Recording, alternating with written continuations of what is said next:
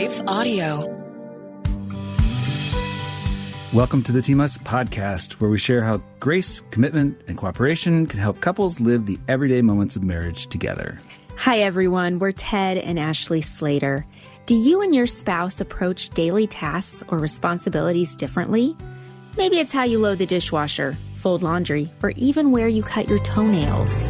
Sometimes it's easy for us to assume our way is the right way and seek to change each other. In this episode, we discuss how to work through the annoyance and loss of control we may feel when our spouse's way of doing things differs from ours. So, Ted, the idea for today's episode was sparked by a phone conversation you and I had recently. So I heard, okay, I'm on the phone with you. Yes, and I hear the sound of fingernail clippers in the background and asked you about it. And you said something like, I'm trying not to get toenail clippings on the carpet. Right, because you don't like when you're walking along and you step on one of my toenails. Yes. So yes, I was being very careful not to get toenails on the carpet. But it's interesting because you're like, okay, I'm going to cut my toenails over the carpet and I'm going to be careful not to leave any evidence or remnants or whatever word you want to use, right? Remnants. And I'm thinking, why would you be cutting your toenails over the carpet? I mean, in my mind, cutting toenails, cutting fingernails, it happens in the bathroom. That's one of the purposes of the bathroom. Okay. Over the trash can or over the sink. Okay, so I had actually tried doing that, but we've got pretty high counters in our bathroom, and my foot could not quite reach into the sink. Oh. So instead of that, so instead of that, I found a comfortable place to sit.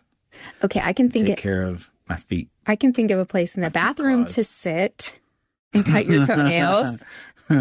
You know, like close the toilet lid. That's for something else. Sit on the toilet, pull the trash can over. Yeah. Well, the mood struck me when I was sitting on the bed. Yeah. Got to cut these claws, these foot claws. Right. Yeah. I just thought it was funny that, like, when you told me that. You were somewhat mortified.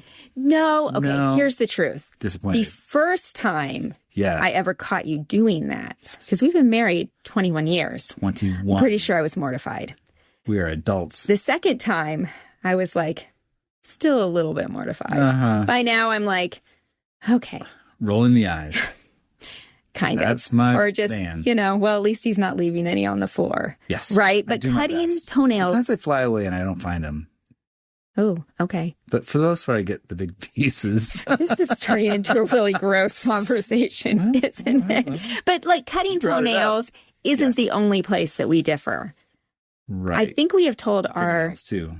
Yeah, that's not what I'm talking about. I think I've told our laundry folding story from our first year of marriage. I've told that multiple times, right? Times. Yep. So like I'm folding your t-shirts and you're like, that's not the way it's done. Yeah. And I think I just kind of... socks too, right? Yes, you have told me how to fold your socks. Which, okay, 21 years in now. Yeah. I don't think you care so much how I fold your t-shirts, but you probably still care how I fold your socks. Actually, surprisingly, not really. Okay, maybe I'll just start mismatching them. Like our daughters. Yeah. And I mean, sometimes you do the laundry, sometimes I do the laundry. I do like having my t-shirts facing out, so I folded so that I can see like if there's a design on them or something. Which makes sense.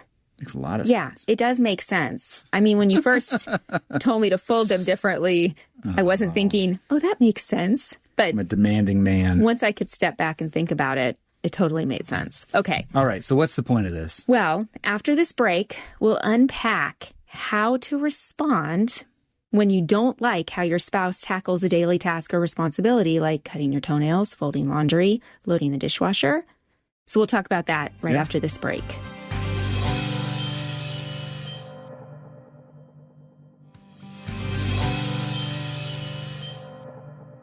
So I recently read an article on the New York Times website by Clint Edwards titled... What were you doing reading the New York Times? I can read the New York Times. Just messing with you. Anyway, it was titled, I Do Things Differently Than My Wife, and That's Okay, which I think perfectly illustrates what we're talking about today. So I'd love to share some of that, and I'll have a link in the show notes to it. It starts with Edwards and his wife at the grocery store checkout line.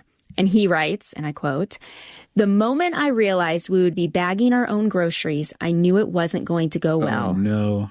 My wife, Mel, had worked at a grocery store after high school and sees herself as somewhat of a bagging expert. Well, I have yet to choose any sort of grocery bagging identity. So I would finish a bag and she would reach inside, pull things out, and rearrange them. I told her to knock it off, and she told me I was doing it wrong. We weren't exactly fighting, but we definitely weren't getting along. It was a strange middle ground we often find ourselves in after 15 years together, where we are working toward a common goal, but we each have our own way of accomplishing it." Okay, so that if that was us, Yeah. I would have been like, here, I think it's best if you handle the bagging. I'll put them in the cart or something. Just split up the task and let you handle the bagging. Yeah. You know what I'm saying? That would make sense. So I can put the stuff So on the... you would figure out a way to avoid conflict in this situation. It's one of those 51-49 things. Like I'm like 49% in favor of doing it my way, and you're like 51% in favor of doing it a better way. Yeah. And I would recognize your expertise as a professional bagger. Well, like I like to pack the back of the van for trips Oh, yeah. because I think I am more efficient with space. And I carry luggage out there, then you take it from there.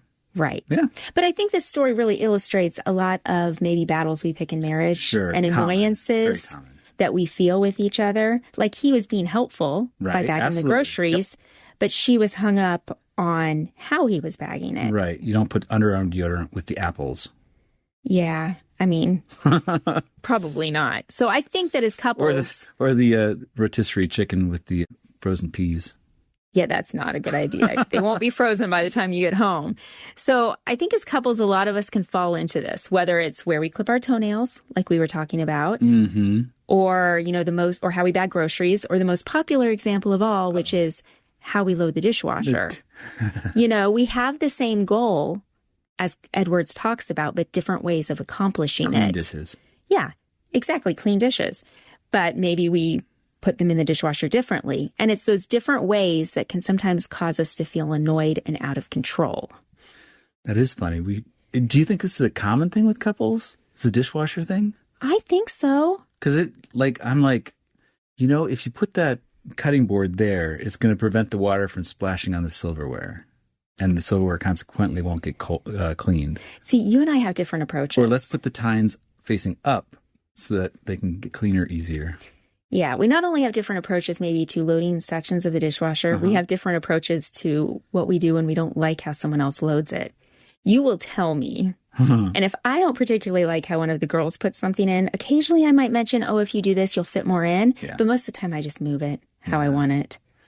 In general, however, I tend to defer to you because that means I don't have to load the dishwasher. Right. And I normally am in charge of overseeing that you keep the house clean, endeavor. running. So I can't help but think of one of our favorite duos, Sean and Gus, in the show Psych. I know we've talked about them before because they have a reappearing bit on the show. And it always includes Sean saying, "I've heard it both ways." The right way. And what is it? It's the right way and the then right way and then yours. Yeah, that's in Psych the musical. Yeah, I actually wrote down one of their bits because I thought we could read it. Do you want to read Sean or Gus? I'm going to be Gus. He's got longer lines. Okay, sounds good. Gus, I plead the third. The Third Amendment is no soldier can live in your house against your will. You mean the Fifth. Yeah, I've heard it both ways. What other ways have you heard it? Right. And I think this, he goes on in the musical, like you already said, to say, I've heard it both ways. The right way and your way. Yes. And then yours. Both ways. I don't know if that's copyrighted. I don't know if we can Oh. sing songs on the... Maybe we only a can. portion. It's only a portion. This is true. But I think that's the attitude we can sometimes get in marriage when our spouse tackles a daily task differently than we do. We might not flat out say it, but our subtext can be, I'm right. You're wrong. You need to change. So we become annoyed and feel the need to control our spouse. That's weird, right? Yeah. Little relatively insignificant things, how we accomplish a goal. We have the same goal in mind. We're just doing it a little different. Can be annoying. I remember, and I hope this isn't too much of a tangent, but I was working at a summer camp in a bookstore. And so I was sort of being trained in how to count clear out the cash register. So I had a way where I could do it really quickly, just flipping through the quarters, nickels, dimes, and stuff. But the person who was training me had a different way of doing it, where she would line them up in stacks and line them up in stacks. And I'm like, but it's so much faster this other way, where you just sort of flip through them into your hand. She's like, no, this is the way you're doing it. I'm like, Which not everyone processes math the same way, you know. But I found that annoying. Right. Well, and I think that's what happens in marriages, but it's not biblical. What do you mean? Well, to think that, you know, the way you load the dishwasher is not a sin. There's no scriptural counsel on dishwasher loading. Right. Well, Yeah. and the NLT version of 1 Corinthians 13, 4-7, or parts of that passage, it says, love is patient and kind. Love is not jealous or boastful or proud or rude. It does not demand its own way. It is not irritable. And then it keeps going. But that stands out to me. It does not demand its own way. It is not irritable.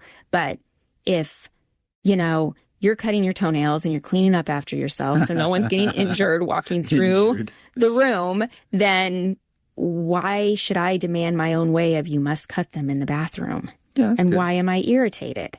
Ah, You know what I mean? right. But I mean, from that story about the groceries, how you bag groceries, to our T-shirt folding, to, you know, toenails. I mean, in a sense, we're demanding our own way because that's how we like it. We think we're right. Right. And we want to change each other so that the other person does it the way that we think is right. But these aren't issues of morality or issues of sin. No. They're just preferences. Right. Absolutely. Okay, so after another short break, we're going to share 2 practical things that we can do to work through the annoyance and loss of control we might feel and instead respond in a God-honoring way.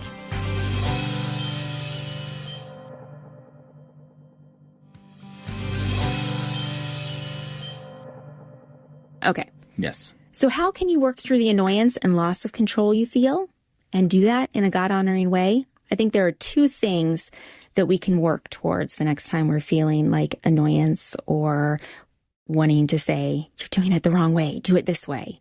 Okay. You know, I think I can handle control.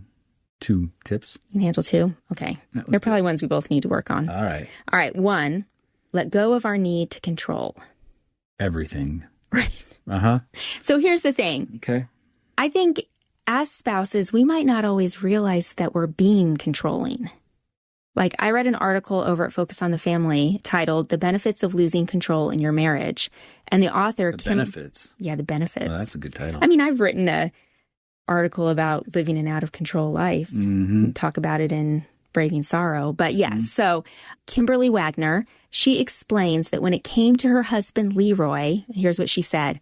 I thought I was helping Leroy, not trying to control him.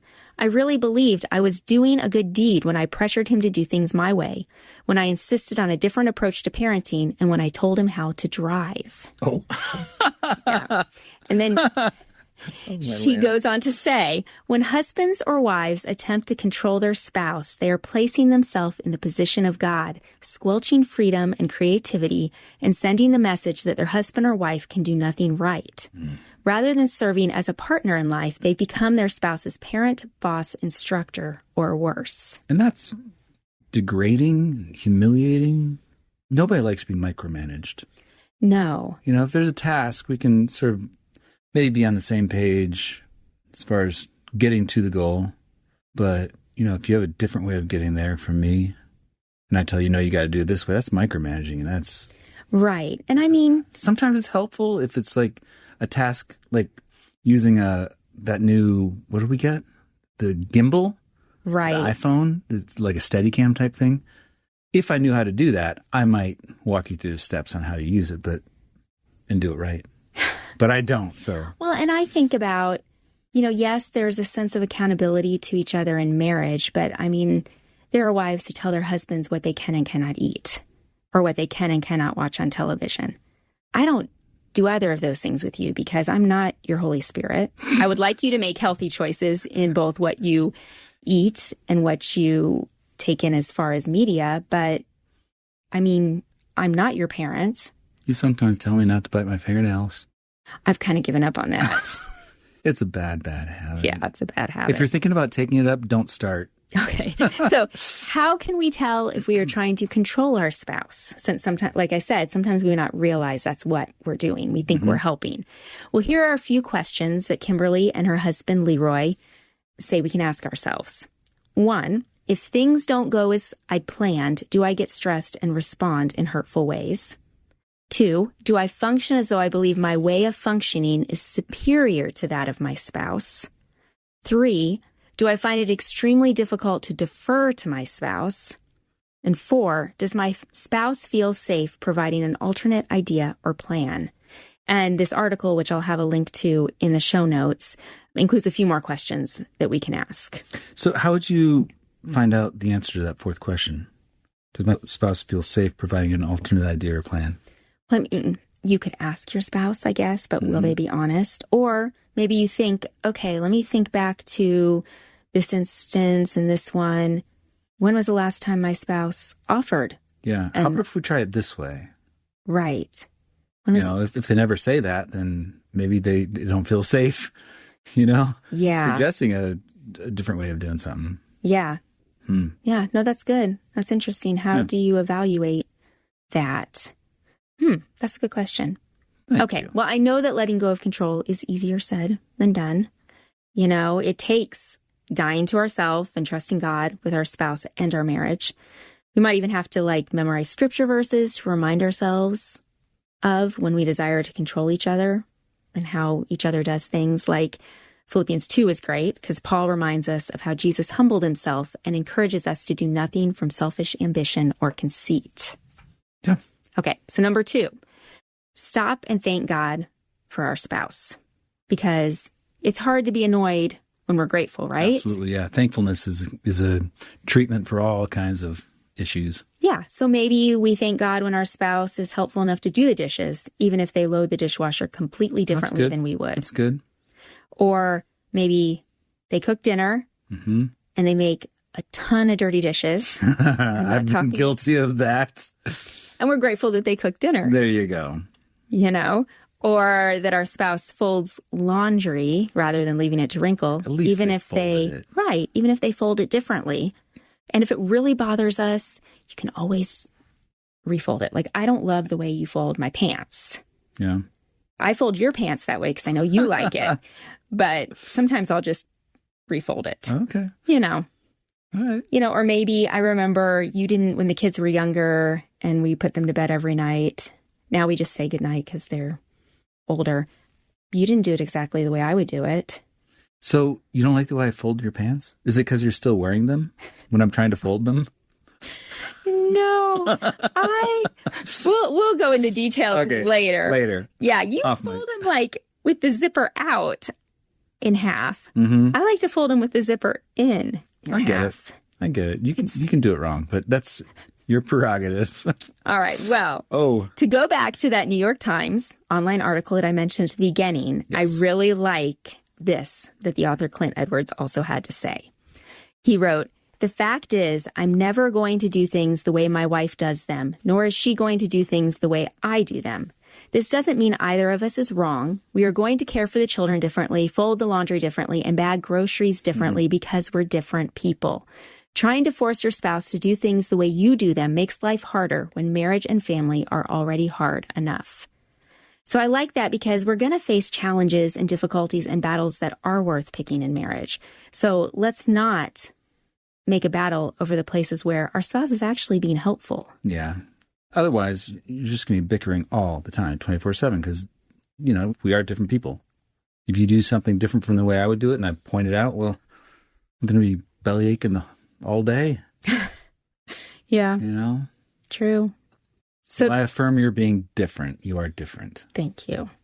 And I'm going to recap here because my way of recapping is better than your way of recapping. I'm just kidding. So here are 2 practical things we can do to work through the annoyance and loss of control we feel when our spouse does things differently than we would.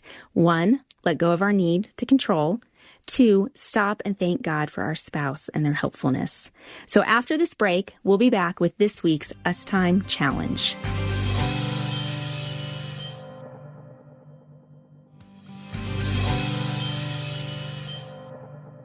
So for this week's Us Time Challenge, I'm thinking that they could think of a task or responsibility, listeners, that your spouse tackles very differently from you. What can you appreciate from the way they approach it? And what's one way you can express that appreciation to them? And it doesn't have to be the ones we brought up, dishwasher, laundry. Well, I'm sure every couple has their thing. I'm doing quotes here, their dishwasher issue. Yeah.